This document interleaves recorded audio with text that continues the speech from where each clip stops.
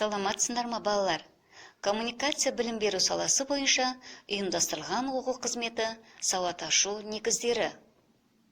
Ұйымдастырылған оқу қызметінің тақырыбы Ч дыбысы мен әрпі. Оқу қызметінің бастамас бұрын балалар шаттық шеңберіне тұрайық. Мынау менің жүрегім, бәрі осыдан басталған, мынау басым ақылды, барлық істі атқарған. Мынау менің оң қолым, мынау менің сол қолым, барлық істі атқарған.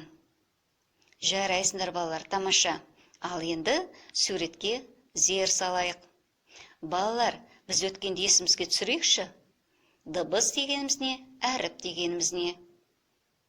Дұрыс айтасыңдар. Дыбыс дегеніміз біз айтамыз, естиміз. Ал әріп дегеніміз біз көреміз, жазамыз. Тамаша. Ал енді балалар, дыбыстар нешеге бөлінеді? Дұрыс, екіге бөлінеді. Дауысты және дауыссыз дыбыстар. Жарайсыңдар. Ал енді бір ойын ойнайық. Балалар, мына суретте көріп тұрғандай, екі сандықша тұр. Бірі қызыл, бірі көк. Ал енді балалар, мына адасқан әріптерді осы сандықшаға салу қажет. Ол үшін дауысты дыбыстар мен дауыссыз дыбыстарды ажырата отырып, сызба арқылы сандықшаларға салу қажет. Тамаша. Балалар, бүгінгі оқу қызметінде біз Ч дыбысымен танысамыз. Ч дыбысы қатаң, дауыссыз дыбыс. Ч дыбысы көк текшемен белгілейді екенбіз. Ч дыбысы айтқанда шұғыл, кедергімен қысқа айтылады. Бұл дыбыс орыс тілінен енген сөздерде көп кездеседі екен. Ал балалар, келесі бейнежазбаға зер салып мұқият тыңдайық. Тақырыбы Ч дыбысымен әрпі. Міне, Ч дыбысымен таныстық. Ч дыбысымен естілетін сөздің ең атақтысы чемпион. Олимпиадалық ойындардың жеңімпаздары, чемпиондарды бүкіл ел мақтан етеді.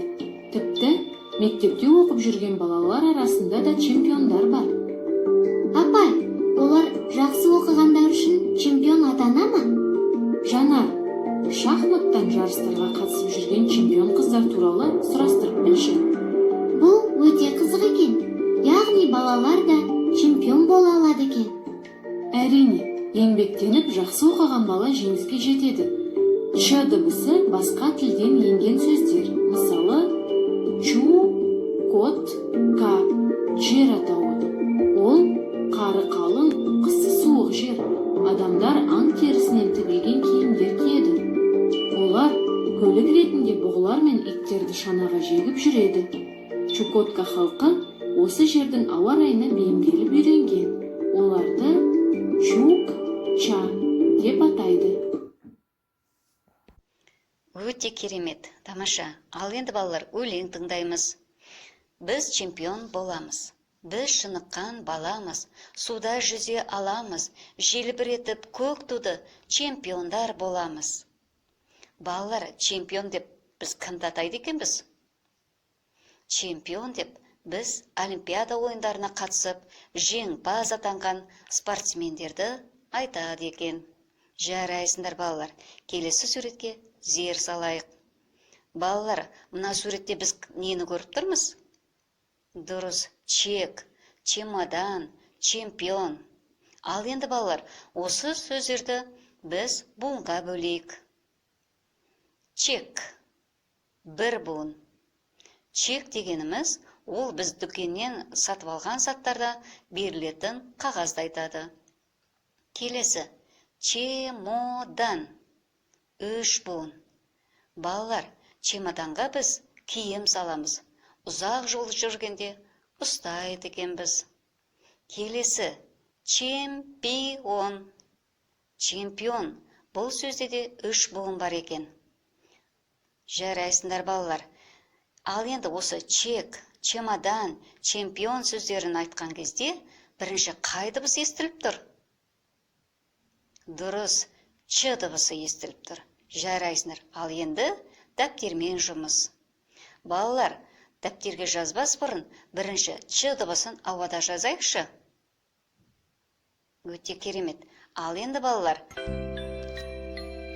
дәптерімізді ашайық, қолға қалам алайық, салақтықтан қашайық, әдем етіп жазайық. Балалар, осы Ч дыбысын дәптерімізге сұлу, көркем, әдем етіп жазайық.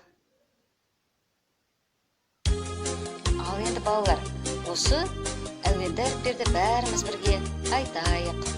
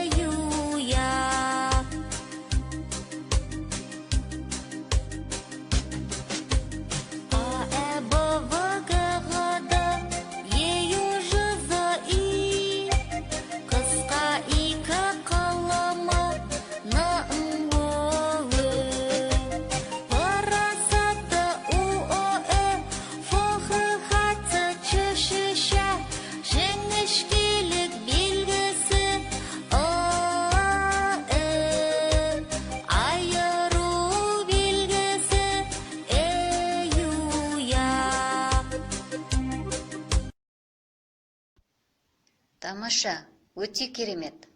Балалар, бүгінгі оқу қызметінде біз Ч қатаң, дауыссыз дыбыспен таныстық. Осымен сабағымыз аяқталды. Назарларыңа рахмет. Сау болыңдар.